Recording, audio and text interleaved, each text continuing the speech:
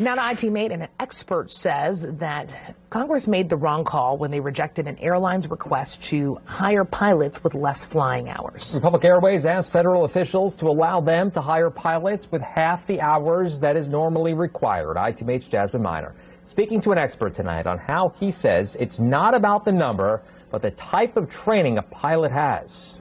Quality over quantity, that is the message in the aviation industry that they have been pushing, but it may not seem ideal for passengers like you and I to have a pilot with less flying hours. But an expert tells me that a pilot who's gone through more thorough and more detailed training is just as good, if not better, than one who's just clocked more hours. Do you want somebody driving your car that's used to driving a bike, or do you want somebody driving your car that's used to driving your car? A car. The number of flying hours doesn't necessarily equate to the level of training. It's quality over quantity, always has been.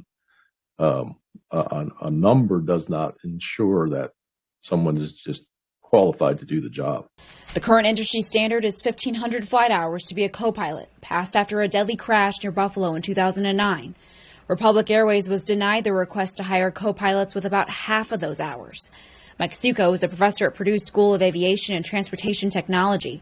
He says they've tested the theory of more hours equals a better pilot. I can put a student in a simulator here, do 50 hours of loft in a simulation program, and take that and compare that with a student that flew 1,500. And the one that did the 50 hours of intense, deliberate practice on the skills required to earn that level of technology is going to do better. Republic Airways tells IT Mate being able to hire more pilots quickly would decrease the major shortage they and others are facing, saying it's disappointing that when the nation is struggling to deliver reliable air service, the FAA has declined an opportunity to engage in meaningful discussion. The shortage has created lots of things, shortages of instructors, shortages of, that kind of, you want the experience to be at the right place at the right time.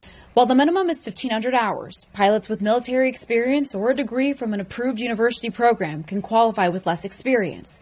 But Mike says part of the issue is the industry is not very accessible to diverse candidates, and he believes it's the key to airlines getting the people they need. We need to come together and not continue to fragment the messaging. Mike says Purdue is trying to keep these conversations going in order to make the industry more accessible across the board. And one way they're doing that, they're hosting a symposium on this very topic in early November, he tells me. For all those details, all you got to do is get out your phone right now, head to wishtv.com and click on this story in the As Seen on Wish TV section. I'm Jasmine Miner for Wish TV, IT Mate.